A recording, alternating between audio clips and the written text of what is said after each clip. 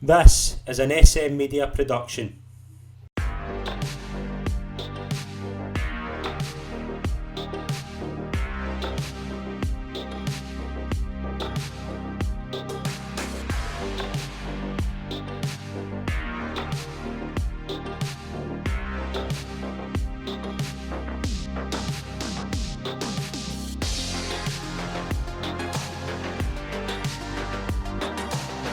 Hi folks, and welcome to the latest episode of The Rewind right here on SM Media. I'm Scott McPike. It's an absolute pleasure to be your host as always.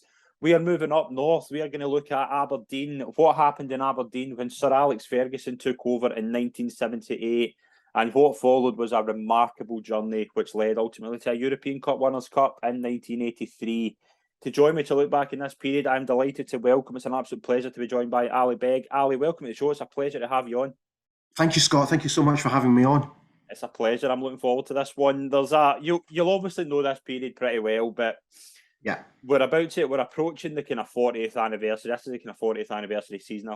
This whole kind of time. What's the kind of legacy of this situation? Before we kind of go through it in detail, like when somebody asks you like Aberdeen winning a European trophy, what kind of stands out to you? Is that the kind of memory from that time? I spoke to Doug Rugby recently about this, and he gave me a really interesting answer to almost identical question. And he said, "How dare we win the Cup Winners' Cup?" And I loved that. And I never really thought about it that way before. And it just made me think about it even more because we are the last Scottish club to win a European trophy. It was a remarkable feat. Take into consideration that we beat Bayern Munich, who were giants of European football at that time. And then we defied all the odds by beating the mighty Real Madrid on a rain-soaked pitch in Gothenburg that night. But we didn't just beat them, Scott. We absolutely battered them on the night. Mm-hmm. And if you watch the game back in its entirety, you will see just how good Aberdeen were that night and how worthy they were of winning that trophy. And let's not forget, they went on to win the Super Cup as well, Yeah. hence the 2 stars above our badge. So it was a feat like no other. It was remarkable in its execution. It was remarkable in its preparation. It just all came together. And as much as this saddens me to say, I don't think I'll ever see it again in my lifetime. And to properly tell this story, I think you need to go back a few years to the mid-70s when that kind of Aberdeen were challenging for domestic honours. It's fair to say, but they were never at the trophy level. They were never winning trophies. They were always coming up short against the kind of powerhouses at the time. But you look at like Ali McLeod obviously winning in 1976. It's really when Billy McNeill comes in, it seems to go up a notch. I think Billy McNeill's an interesting one because obviously he's only there for a season, and obviously he goes to Celtic. He takes the job that I think he was always destined for. I think he was always destined to take over from Jock Stein. But McNeill being there for a season, how big a change was that in the process? Because McNeill was a young manager, obviously was a captain, legendary captain for Celtic, had won the European Cup and so on. But how big a statement was that for McNeill to come in his overall season? What kind of stands out to you from that time? He left the football club in a much better state for Sir Alex Ferguson to come in and basically take on that mantle and take all the great work that Billy McNeill and John Clark had done in that year and then stamp his own authority on that and then take it forward. And that's exactly what he did. Billy had a huge impact at the football club. We came so close to winning the league. We lost the Scottish Cup final. He introduced players like Steve Archibald, Gordon Strachan, Alex McLeish, who obviously became mainstays and vital cogs in that team in the years ahead. And he persuaded Willie Miller to sign a new deal when many clubs were interested in Willie at the time. So his work at Aberdeen Football Club should really never be forgotten. He really did set the benchmark for Sir Alex Ferguson to come in and take it forward. Yeah. And then obviously McNeill goes to Celtic and a new manager's needed. And Dick Donald turns to the man he'd chased for so long, Alex Ferguson. Now, to look at Alex Ferguson, I think you need to look at it in two ways. We know we revere Alex Ferguson, rightly so. But his first two jobs, you actually look at the jobs he did, and they were good jobs. But obviously, that bit of controversy at St Mirren. When you look at Alex Ferguson getting appointed in '78, like what stands out to you? Like what's when you see this guy who's obviously had that issue at St Mirren, not a brilliant playing career, is that fair to say? Like but obviously he was well respected in the game at that point, apart from obviously that situation at St Mirren, which has kind of come out recently that it was maybe a lot more to it than certainly met the eye at the time. When he first came in, I've always remembered a story where Dick Donald said to him, "We have no money. The budget is very limited. So you're going to have to work with the youngsters. And you're going to have to develop the youngsters. And you're going to have to bring them through." So he started putting a plan together, and he started employing people as scouts, and he extended the scouting network. He had people like George Adams, people like Bobby Clark, Lenny Taylor, Teddy Scott, absolute legends at our football club, who all started putting together this pathway for youngsters to make their way into the Aberdeen first team. And it worked, and it worked wonders at our football club. And that was a way of stamping his own authority on the football club right from the off, because he was able to develop youngsters like your Neil Simpsons and your Neil Coopers and your John Hewitts and this type of player, your Eric Blacks, your Ryan Guns, who all came up through what was a youth system through schoolboy forms. Obviously, it's all completely different now with the academies, but back then it was very norm to sign a schoolboy form and then make your way through the various ranks. So that work, early doors, was hugely important, and obviously we benefited from all that hard work in the early days. Yeah, and then get into the kind of second season, like he wins the league in his second full season in the 1979-80. Like how big, like in retrospect, was that win? Because that kind of builds towards that success. See, having that early stamp of a title triumph, what did that do for the rest of the Ferguson tenure? Well, he knew straight away the only way to have success in Scotland was you had to split the old firm. You had to stop their dominance. That was his goal from day one. He knew that. So he started to change the mindset of the players. He started to drum it into them about this. There should never be a fear factor about going to Glasgow again.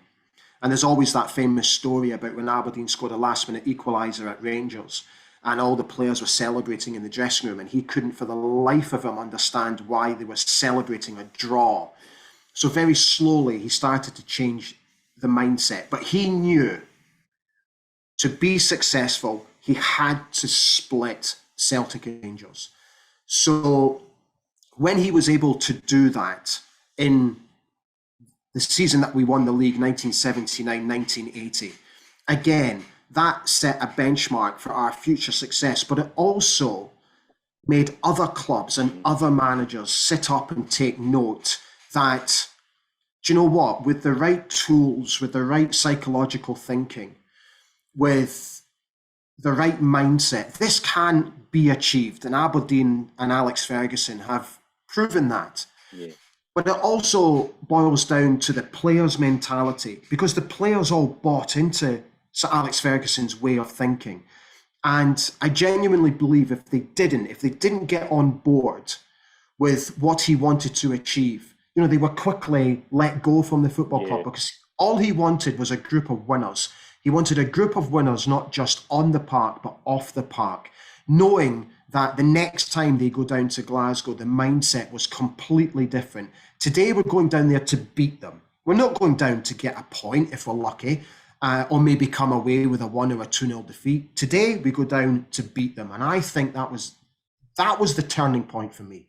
Do you think as well with Ferguson, like, because of the way he left Rangers, there was always that sense of, not animosity, but like he took it personally when he went to Ibrox and Parkhead as well. Like he it wasn't just about getting Aberdeen the points, it was for him to prove that the way he was let go there was wrong. Like, is that maybe fair to say? I've always wondered that with Ferguson, like, because he's obviously come out in recent years with a documentary and said his time at Rangers it ended in a kind of bad way, and that's obviously been proven accurate. But was there a personal animosity for him towards the Old Firm at the time, do you think? I think he might have used part of it as a driving force, but I think his mentality and his drive to do well purely came from footballing terms. Mm-hmm. Yes, it might have added a little bit of more fire in the belly, let's put it that way. Yeah. But we've seen numerously that you can't always use something bad to turn into something good. Mm-hmm. I don't think he used it as a driving force overall, but I think it did play a small part. Mm-hmm. And we can I move forward a wee bit to 1982, 1983, a remarkable season, but we also need to look at the landscape of Scottish football and how much it changed, as you say. I think Ferguson winning the league with Aberdeen had given the motivation to the likes of other teams in Scotland to try and split the Old Firm, and one of those teams was certainly Dundee United. Now, there is a background to this. Obviously, Ferguson and Jim McLean had kind of done their badges together at Inverclyde, had known each other, but I think the thing that's missed in this whole thing that doesn't get spoke about enough is they openly spoke to each other about helping each other out. Like Dundee United would help Aberdeen by going to Glasgow and trying to get a point. And there was this rivalry in terms of the two teams, but there was also this bond that they both saw themselves as outsiders and they both just wanted to break the barrier in Scottish football. Was that an accurate statement to say? Yeah, I think so. And I think because they had so much respect for each other, mm-hmm. And let's not forget, Dundee United had such a great team back then, a team full of Scottish internationals. David Neary, Maurice Malpass, Hamish McAlpine, these type of guys, Paul Sturrock. The list is endless. And it was a really good time for Scottish football, I think. It was an exciting period, and it was great to see other teams competing at the very highest level. And also, I have absolutely no doubt that Jim McLean was inspired by Sir Alex Ferguson. He could see that he was changing the mindset. He was changing the landscape. He was taking his teams down to Glasgow without having any fear. And I'm sure he took that on as well in his own thinking and his own preparation when it came to taking his side down to Celtic Park and down to Ibrox. Again, you could see where it worked. The players bought into it. You could see in the games there was no fear. And when I was still relatively young during that time, sort of 10, 11, 12, 13 years of age during that time, and you could see it. You could feel the shift, and all of a sudden, everything became really exciting. You couldn't wait to play a Dundee United. You couldn't wait to play a Hearts. You couldn't wait to welcome Celtic and Rangers to Pittodrie. It was a really great time to be a football fan growing up. Yeah, absolutely. And the season starts with a trip to Tannadice, a 2-0 defeat. What's your memory, like the memories of that day? Like, what have you kind of heard since about because that to me feels like a big statement from Dundee United. The opening game of the season, how big is that for Dundee United to get that opening win? Oh, it was massive for them at the time. And as a youngster growing up, I had become so used to Aberdeen winning that for me, my thinking was whenever we went into a game, we were going to win this game. So whenever we lost, it felt very alien to me, particularly on the opening day when you're expecting Aberdeen to start strongly and they don't. You're completely not ready for that type of emotion.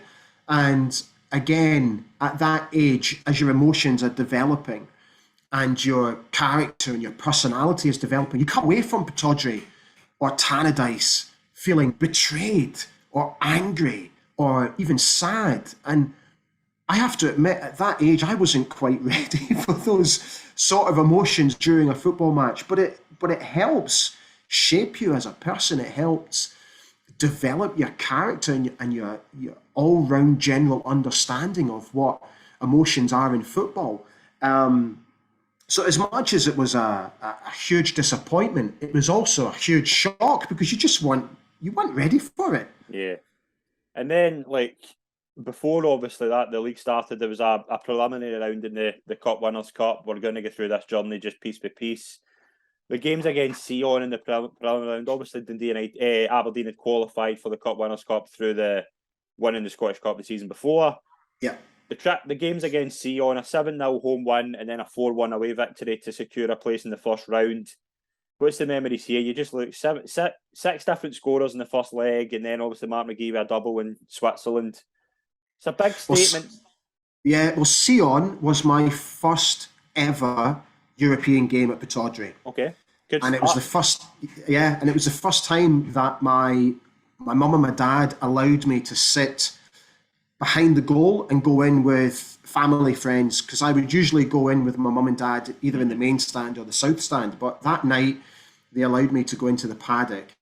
And I'd only just, if from memory, had I started secondary? No, I was still at primary school, and it was a school night.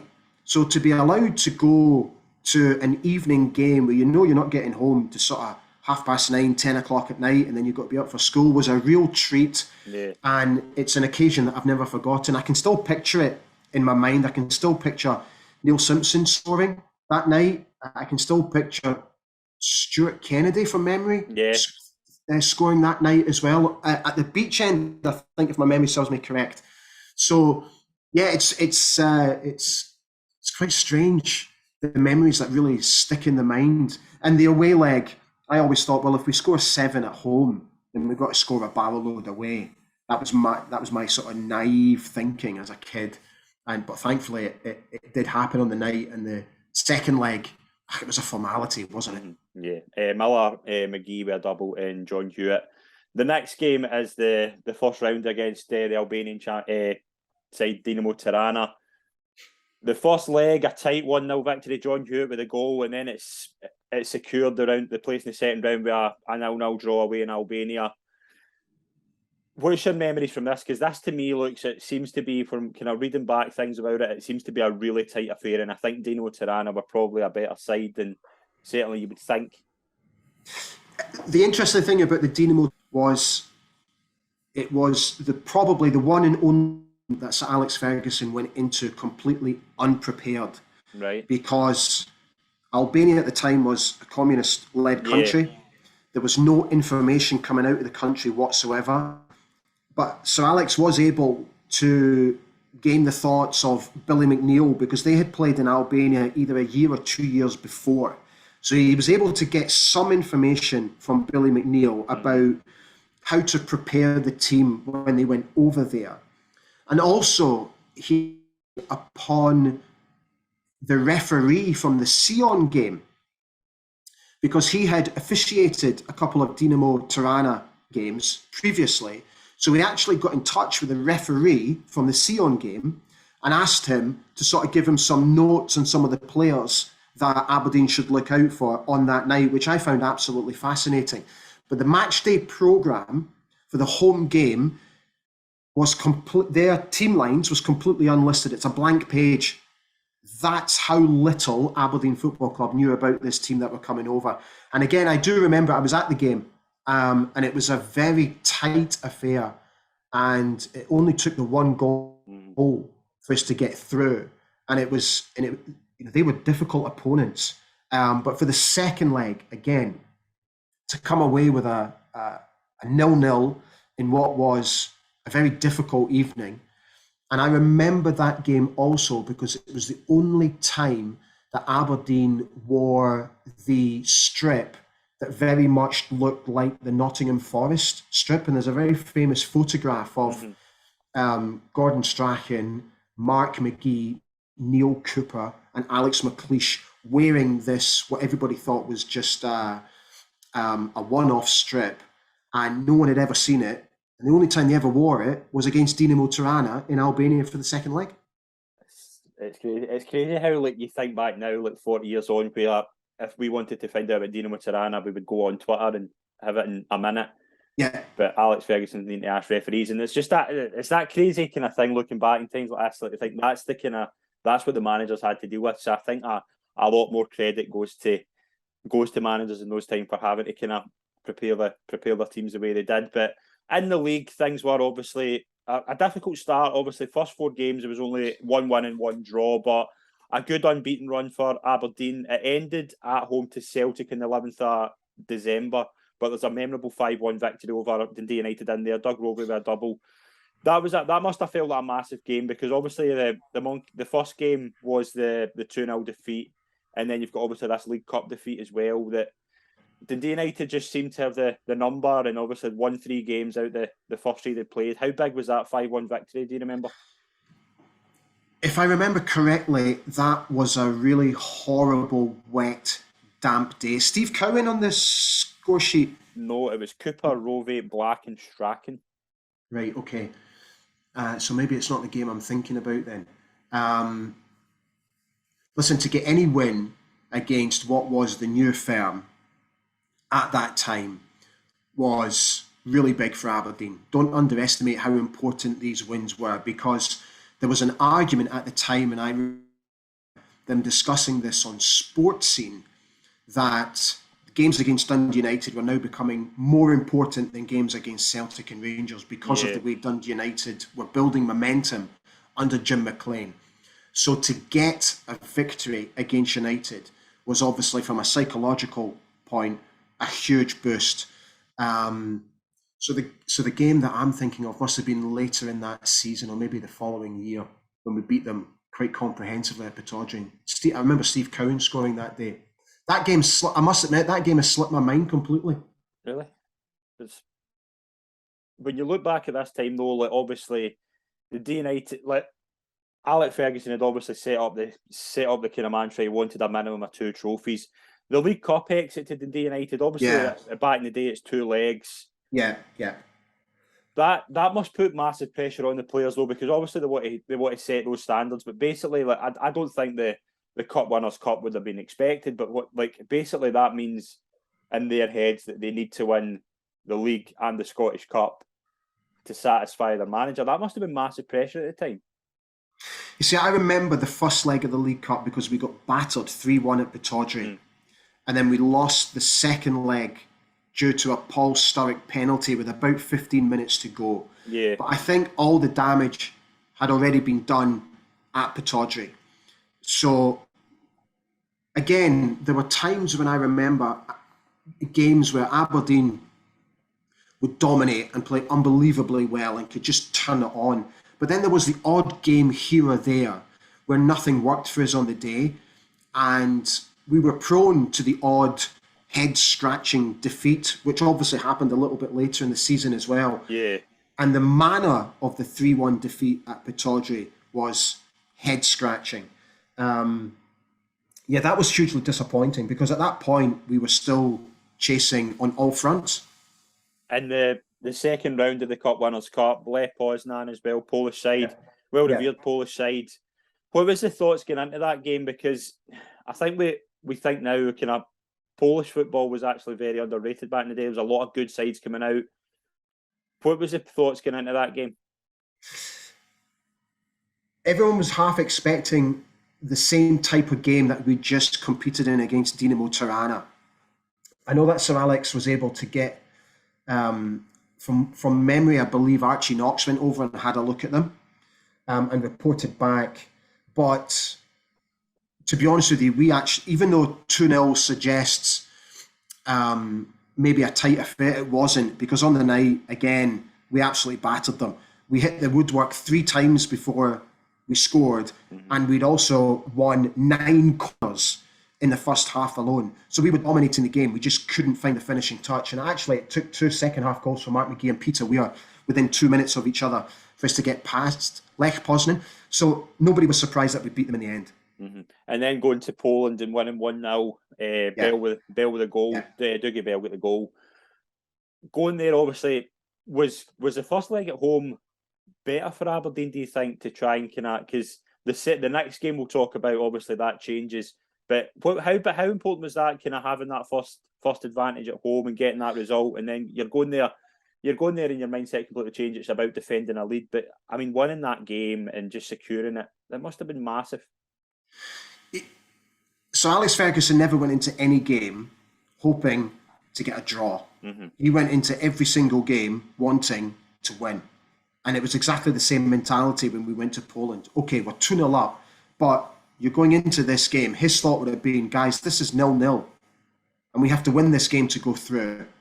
So he would have prepared his players to make sure that they're not thinking they're going into the game with a comfortable 2-0 lead. And on the day, it actually proved to work well because Aberdeen, again, played very well that night.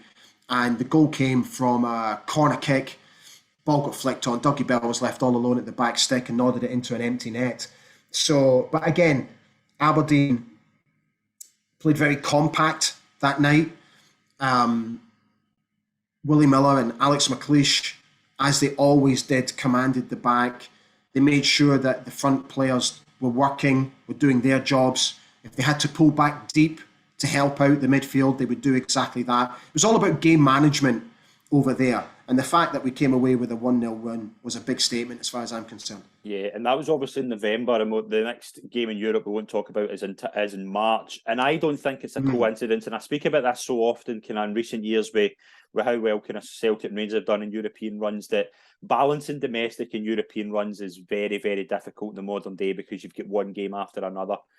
With the Cup Winners' Cup back then, you had the case of the preliminary rounds were ended in kind of November, and you didn't have the quarters until March. I don't think it's a coincidence here that Aberdeen only lose one game in the league from December to March. I think that shows to me that domestic and European run, trying to balance that is very difficult. Back then, was that kind of the reason for that really good league run, that there wasn't Europe to focus on? Because it's not a coincidence that what we'll talk about after certainly happens. Is that fair? Yeah. No, I'm totally on board with that. The fact that we knew before Christmas that we're going to have European football, but not until March, meant the boys themselves in, and all they had to do was concentrate on the Scottish Cup and the league campaign. So the job, as far as they were concerned, in Europe was done. Now let's start taking care of this. Let's continue the good form, and then when the European games come around in March, we take care of them then. But I think because it was quite a long gap, it most definitely helped with the form in the league without having to be distracted with the thinking of European football. Absolutely. And you look at some of the results in here: a 3-0 win away to Dundee United, a 2-0 win at home to Rangers at Ibrox, at home to Rangers, Roving McGee, 5-1 against Motherwell, a 3-1 win. Eric Black got a hat-trick at Celtic Park in February. They're massive victories. And you look back at those and you think, like, just how much the landscape was changing. But Dundee United and Celtic in particular it was becoming really tight in that league. It was they victories must have felt massive. This was the fascinating thing about the league at the time, was because everybody was in and around the top part of the table. Celtic and Dundee United were right up there with us, and every game had significance, and it made it exciting. It made it good to watch. It kept teams on their toes. They knew they couldn't afford to slip up, so they're going into every game knowing that they got to put on a performance because they need to gain the 2 points. It was 2 points, obviously, at the time. So every game you looked forward to. There was something to feel excited about for every single game. And I think that sense from the fans, that started to sort of migrate to the players and the clubs and the staff as well. And it became hugely exciting because, obviously we all look forward to every game these days, but the meaning behind the game isn't as significant as it was back then, sadly. And get into the quarter-final, the draw against the German giants Bayern Munich. Just a few players that was in Bayern's team just tells you how strong they were. Augenthaler, Paul Breitner, Uli Hoeneß and Karl-Heinz Rummenigge. Yeah. This must have felt... I'm not going to say that it feels as if it was a free hit because Bayern are a top side, but this Aberdeen team must have had a lot of confidence going into that game, and going to Munich and securing a 0-0 draw. Did that feel like a massive result, going there and going to Germany in the 2nd of March and getting that? Oh, 100%. It is by far one of Aberdeen's greatest ever away European performances. The way that we were able to hold Bayern on their own patch, because they were in great form coming into the game as well. And you look at world-class players like your Klaus Augenthalers, your Heinz Rummenigge's, your Paul Breitners of this world. They were a magnificent footballing team. And on the night, we competed with them. And if we'd had a little bit more luck, we could have actually come away with maybe even a 1 or a 2-0 victory. Remember, the goalkeeper made a fantastic save from Peter Weir. He cut in on his right foot, tipped it around the post. He also made a magnificent save from Mark McGee, who possibly could have done better on his right foot. So we competed that night, and I don't think Bayern Munich were quite ready for that. I do remember, I think it was Uli Hoeneß said, look, we have to be very careful of this Aberdeen team because they're a very disciplined, well-organised team. Because many people were expecting, the Bayern Munich contingent were expecting to not steamroller over us, but they were expecting a comfortable night, and they didn't get it. And Uli Hoeneß apparently said after the game, I told you so. In the second leg, obviously, at Pittodrie, I watched this back last night in preparation for this, and being from the south, I don't think we appreciate just how big that atmosphere is at Pittodrie. That night must have been massive. That going into that night, the chance to beat the German Giants, that must have felt a huge encounter. Before we look at we'll get into the game, we'll go through the game, but going into that night for somebody who was there, what was your memories going into the game? I can still remember travelling through from the village to Pittodrie. I can still see in my memory the floodlights in the distance. I can remember walking across the golf links with my scarf around me, and I knew that we were going into the main stand that night. I was nervous. I was always nervous ahead of big games, I have to be honest. I remember being completely wrapped up, and I was with my mum and dad, and we took our seats just above the tunnel, a little bit to the right, which was an unusual position for us to sit because we usually sat at the other side of the main stand, or as I said, sometimes over in the south stand, where we had an uninterrupted view. But that night, one of my abiding memories is having a pillar right in front of me, which obscured my vision towards the paddock end goal. So I could only see half the goal, which I'll come to later because it played a significant role that night. But it was, I just remember feeling nervous, but also very excited because I could see the players so close. You know, they were only yards away from me, and I was waving to every single one of them as they were running back into the tunnel, and I'm absolutely convinced that every single one of them waved back. So yeah, the build up to the game was just feeling really, really nervous. Mm-hmm. And Bayern obviously take the lead in 10 minutes. Yeah. It's an absolutely wonder strike from Augenthaler. I think Jim Lightens came out and said it was the best shot he's ever seen. But that must have been a body blow. But how remarkable is that how important is Neil Simpson's equaliser just before half time? At the time, it's only in the 39th minute. That I don't think that's a coincidence that the fight back then happens again. But that Neil Simpson goal is massive. You see, I've got so many memories of this Bayern Munich game, and I can still vividly recall moments from the game. And I remember that my dad was quite a passive fan. He was never a shouter or a screamer or anything like that. But I remember when the ball got knocked back into what was almost a dead man's area from a long ball. I think it was Eric Black that knocked it back. And Neil Simpson was in what you could say a 70-30% battle with Klaus Augenthaler for that ball, where Klaus Augenthaler has 70% more of a chance of getting to that ball. But because Neil was so determined, he got just in front. And I can remember my dad coming out of his seat as Neil made that initial burst into the box.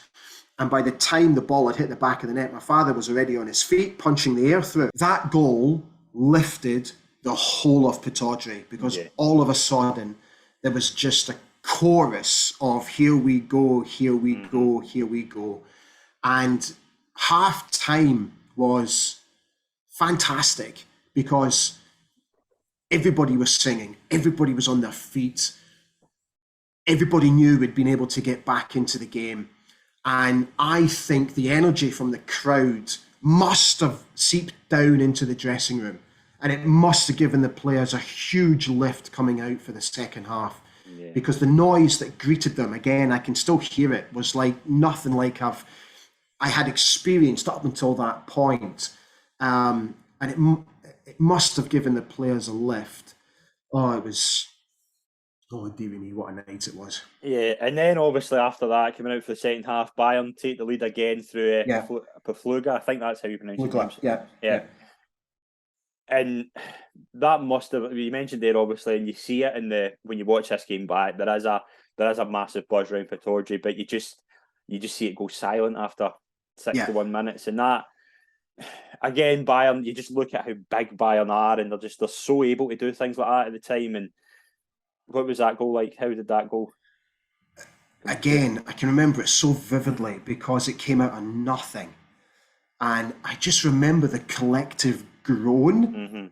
It was like the whole of Pittodrie just went, oh. It was so strange. But it was some hit. Yeah. What a volley it was. And again, I had the perfect vantage point of it because we were almost directly in line with the 18-yard box.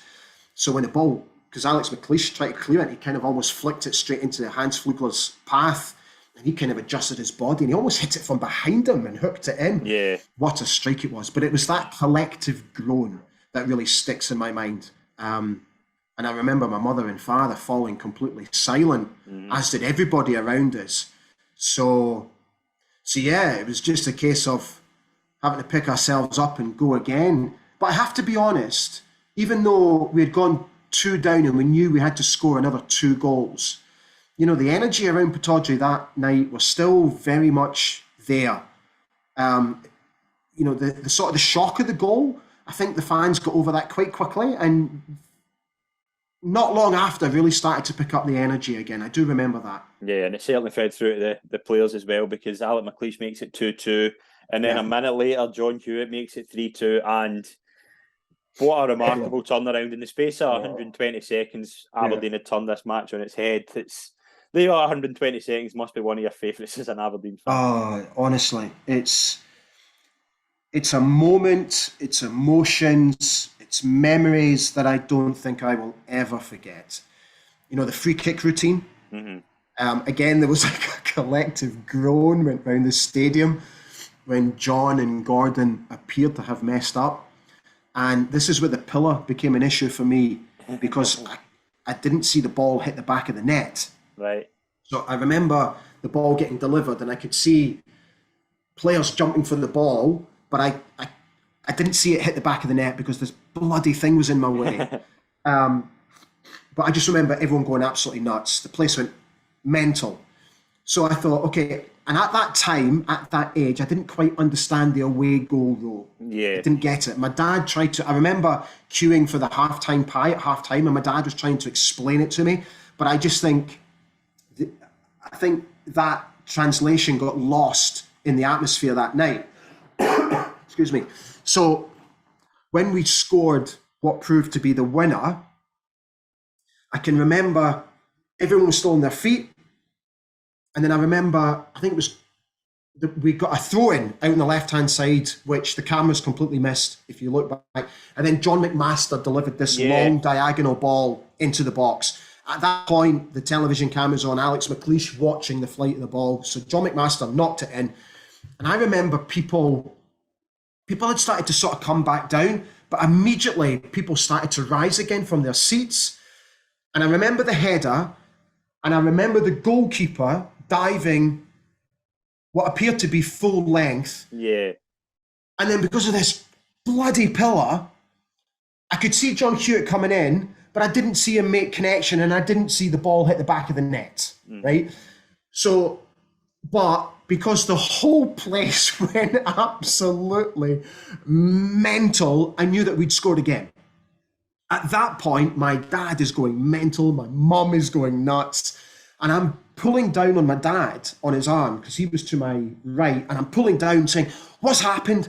What's happened?" And he said, "We've scored again, kiddo. We've scored again." It's words I will never forget. And I said to him, are we going through? What's happening? Are we winning? And he said, "We're winning, kiddo. We're winning." And I just, because I remember him always calling me kiddo. And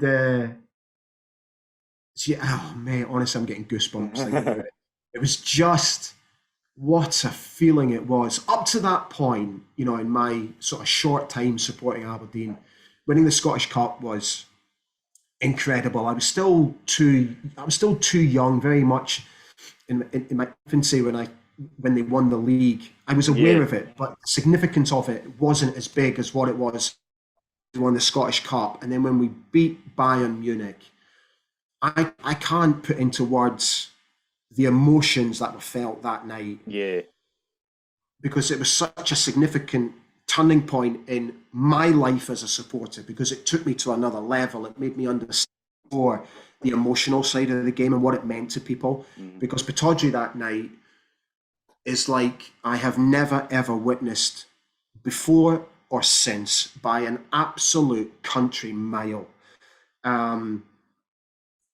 It was a one-off, and I feel really quite blessed to have been there with my folks who have now passed, and it was just, oh mate, it was just unbelievable. So I'm getting emotional thinking about it, because it was just the best night at Pittodrie. It was just the best night, and the place came off its foundations. The roof was lifted, and you know, and then we had to hold on, and having to hold on was, oh, Jesus Christ. You know, it was so tense. It was so tense.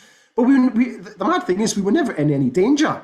That was, you know, when you watch the game back after we scored, they never created any chances. We just managed the game very well.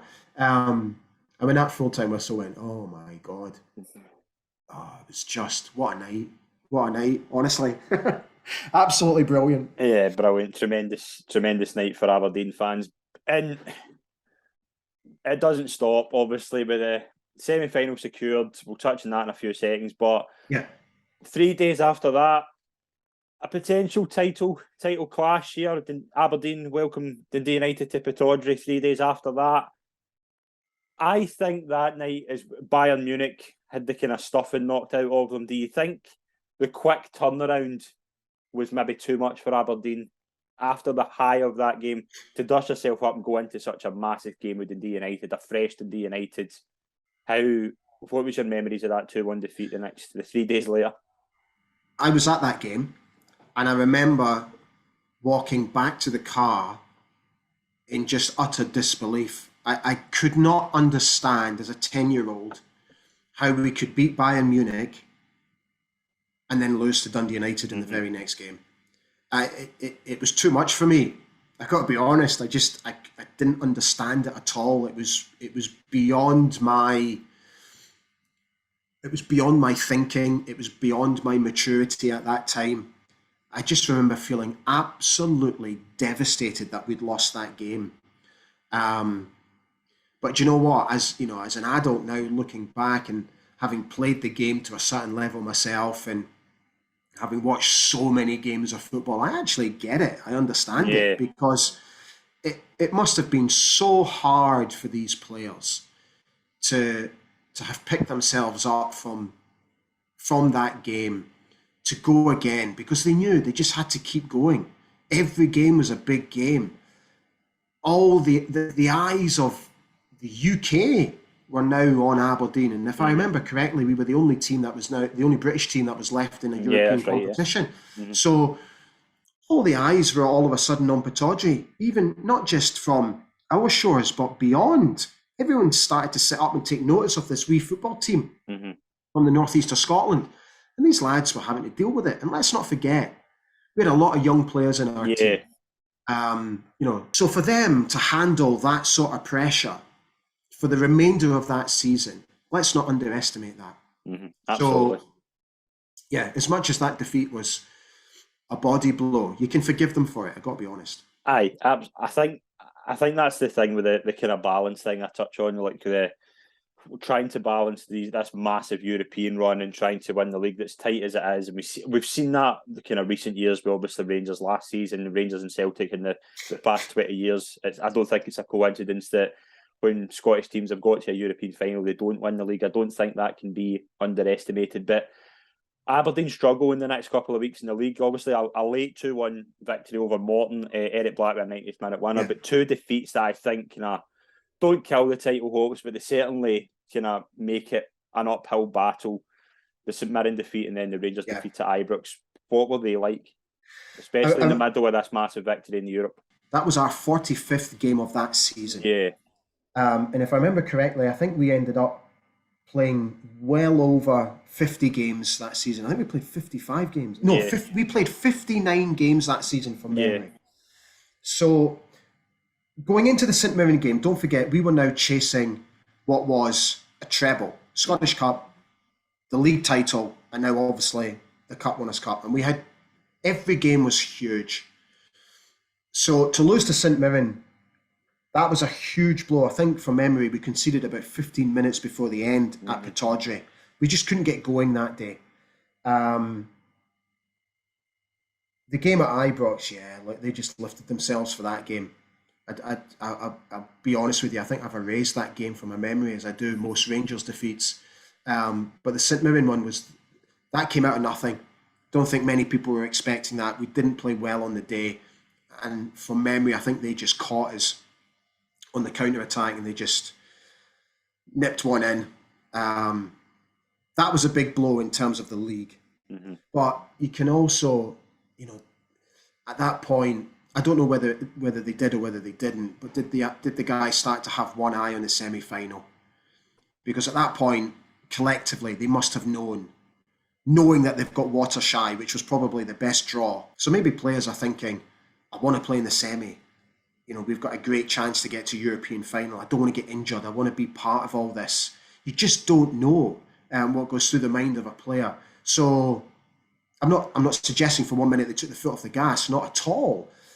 But there must have been some sort of thinking that the bigger picture here was we could win a European trophy. Mm-hmm.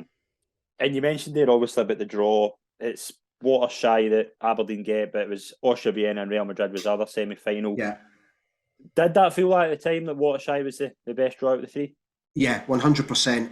I remember, I can remember Alex Ferguson giving an interview, I think it was to North Tonight, and saying that he wanted Watershire.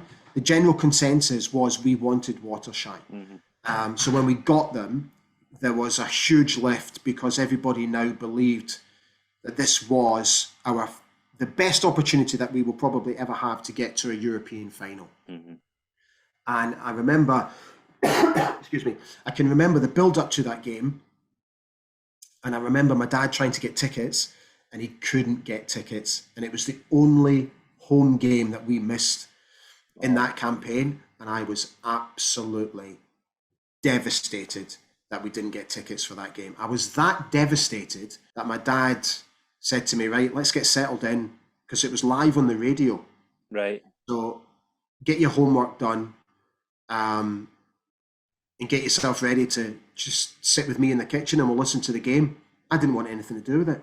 Right. I'd made my mind up. I was going to go out. I was going to go and play football with my pals because I thought, well, if I can't be there, then I'm done with it. But obviously my curiosity very quickly took a hold of me. And I think within 5 minutes, when we were just about 2-0 up, I was back. Because I remember my dad leaning out the living room window shouting, "It's 1-0! It's 1-0!" And I think at that point, I dumped my mates and I ran back in, sat down and listened to the rest of the game with my dad. And you look back at that night, Aberdeen take a 2-0 lead after 5 minutes, Eric Black and Neil Simpson. Yeah. And then it's 4-0 in the space of 70 minutes. Mark McGee, Peter Weir makes it 4. Watershire got a goal back, but then Mark McGee seals a 5-1 victory. Wow. I mean, what a statement in terms of, and the other semi-final was 2-2. It was nicely poised, but there must have been a thinking that the trip to Gothenburg was already on the schedule. We battered Watershire that night. They were not prepared for how we played that night at Pittodrie. Big Doug Rugby, he all that evening. He set the tone for the game by robbing one of their wingers, knocking him to the ground, getting forward. Dougie Bell, who was absolutely immense that night, tore their defence apart.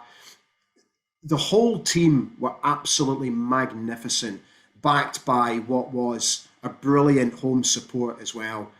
And they just had no answers to us. I was very fortunate that their goal scorer that night, I was able to interview for my book.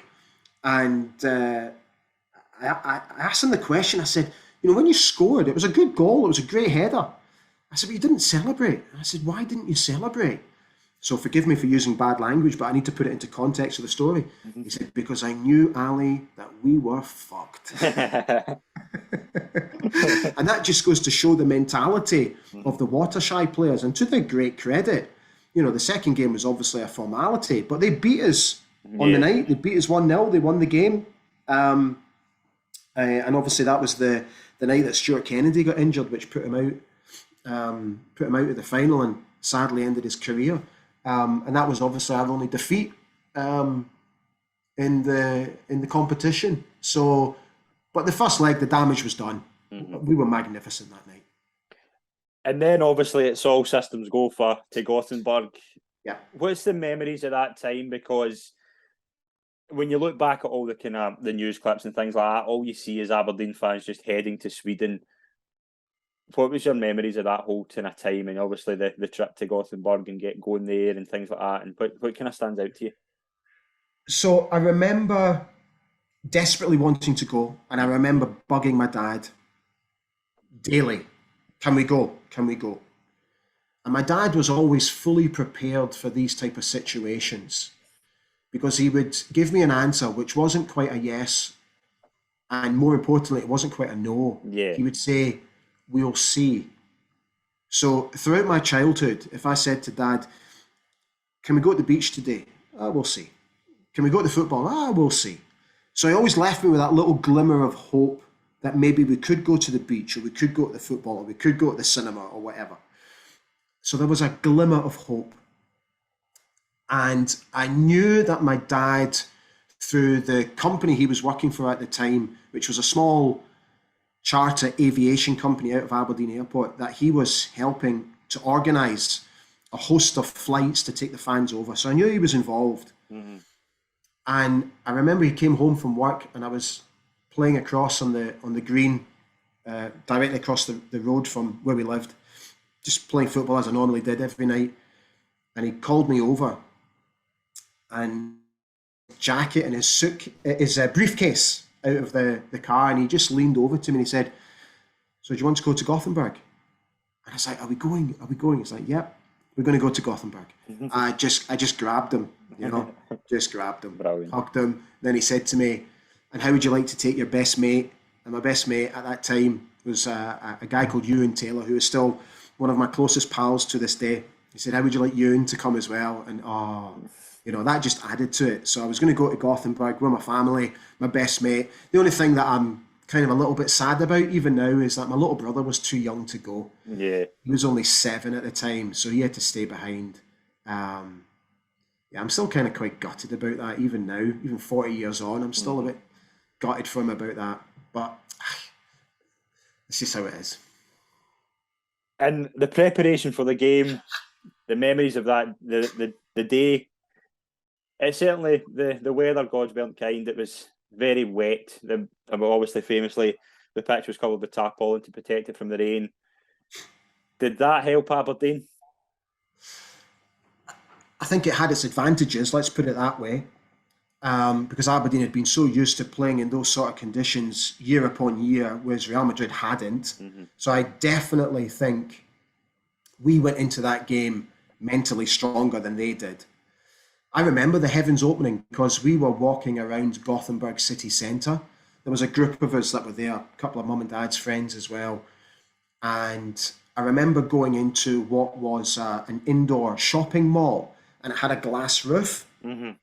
And I think we were having lunch or a cup of coffee, whatever it was. And I just remember the noise of the rain hitting the glass. Yeah. And then I remember this place just filling up with people. And it was obviously people coming in to shelter from the rain. And I remember there being so many Aberdeen fans in the shopping mall as well. It was really great fun in there. And I remember going outside to go back to the hotel, and it was like rain that I'd never seen before in my life. It was torrential. Mm-hmm. So we got back to the hotel, and the conversation started amongst the adults that potentially this game could get called off. So I remember my dad going down into reception and just sort of making a few inquiries and all that sort of stuff, and came back on and said, look, I've not heard anything. So he'd organised a bus to take us to the stadium. So we jumped on the bus, made our way to the stadium. It was still absolutely chucking it down. I remember getting off the bus and my mum going to find these outlandish, long, garish type yellow rain macs. Mm-hmm. Excuse me. That just absolutely covered us from head to foot. And we got into the stadium and we were late getting in. So we didn't miss kickoff, but we missed the teams walking out the tunnel. So we got to our first vantage point and I couldn't see anything. I had this big lump in front of me and I couldn't see. And Eric Black hit the bar. And I just remember grabbing my dad and shouting to him, I can't see, Dad, I can't see. Eric hit the bar. And I remember just grabbing my dad and shouting at him that I couldn't see. And by this point, we were all soaked to the skin anyway. And because we were completely open to the elements, that dad decided to just move us further down the terracing. And it was long wood benches. So dad just moved us further down, which took us almost in line with Jim Leighton's 18-yard box, maybe 2 or 3 yards to the left. And we just stood there and watched the game from there. So I got the perfect vantage point from there. But I just remember, before Eric Black scored, just feeling a wee bit cold and miserable. I do remember that.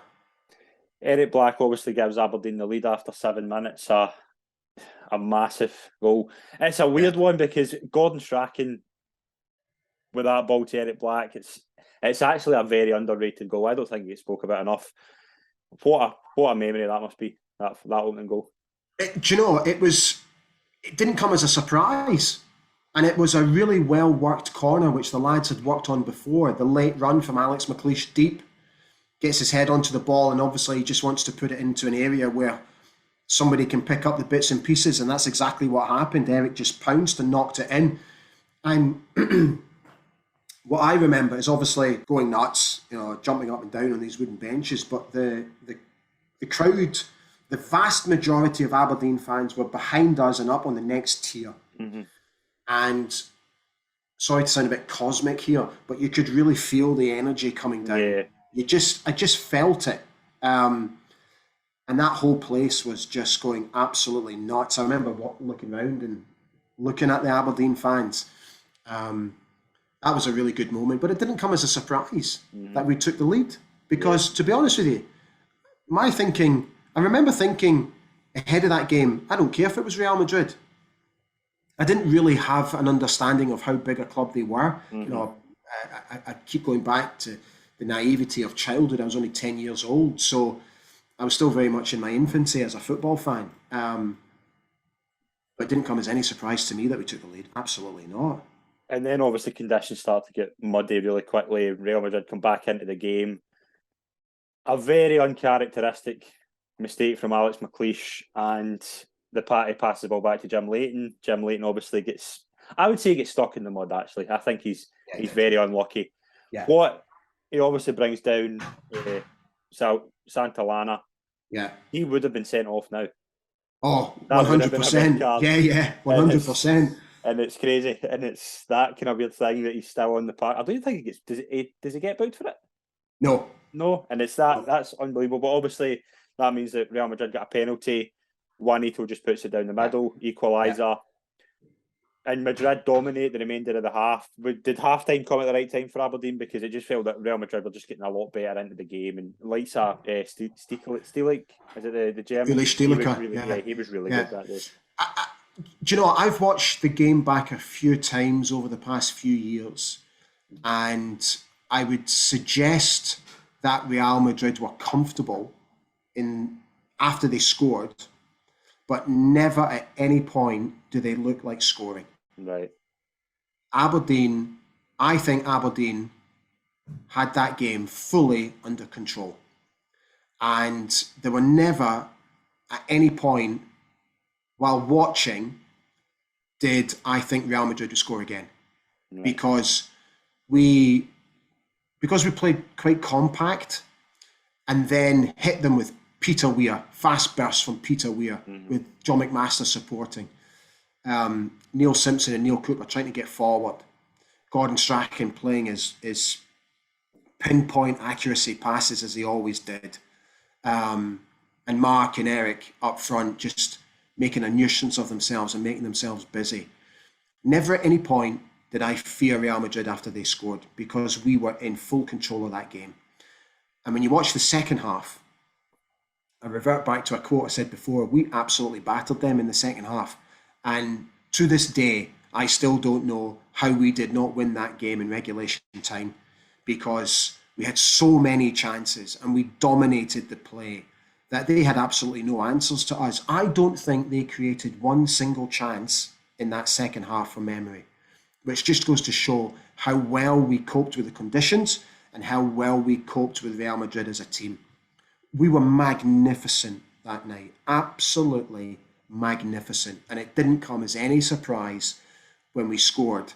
The only surprising bit was that we didn't score before. Mm-hmm. And then obviously goes into extra time. Just before extra time, Eric Black, the only substitution of the game for Aberdeen. Eric Black comes off, John Hewitt comes on. Get into extra time. Not a lot happens, but obviously a very famous goal with 8 minutes to go. Weir passes the ball to Mark McGee, takes the ball well, crosses it in, and there's John Hewitt, threw himself into the path of the ball, glancing header, and Aberdeen take the lead and eventually go on to win the Cup Winners' Cup. Just talk us through that, the memories of that. It is, without a shadow of a doubt, purely in footballing terms, the greatest moment of my life. There is nothing that I can compare it with. There is nothing that comes close to it. It's a moment which is almost frozen in time for me. I can still see the build-up. I can see John throwing himself. I can see the ball hitting the net. I can remember just going absolutely nuts. The noise from the fans behind us, the party that we had travelling with us, the travelling party, all just my mum jumping up and down. I've never forgotten my mum. She's just jumping up and down. It was so funny. And I remember when Doug Rugby, he sprint the length of the pitch. He was the first one to get to John Hewitt and grabbed him in this sort of bear wrestle almost type of act. And I remember there was like these cushions. There was like these red leather cushions that were sort of sporadically placed across these benches. And I remember they were just coming over the top of our heads. So I remember picking one up and just launching it. And my mum grabbing me and telling me off in the act of celebrating the goal. It was just, every time I watch it, and to some people this may sound really odd, and you'll have to take it as gospel, but every time I watch that goal, I get goosebumps. Mm-hmm.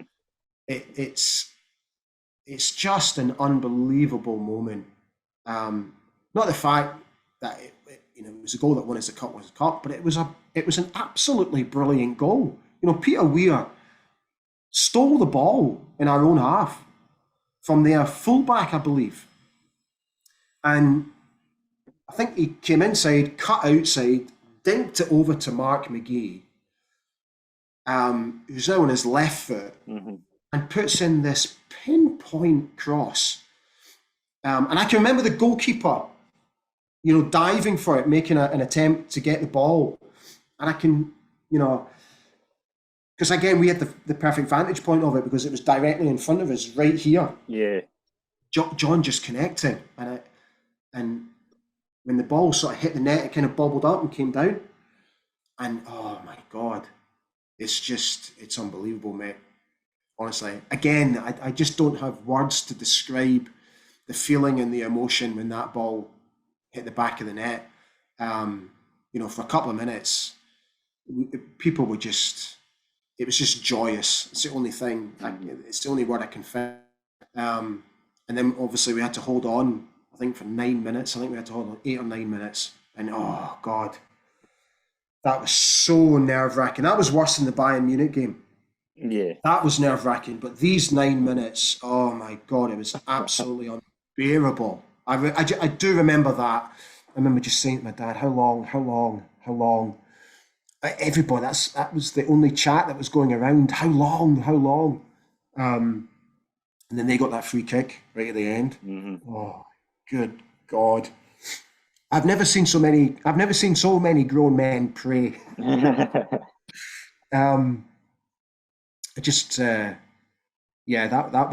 was because if I remember correctly, I think he took it twice.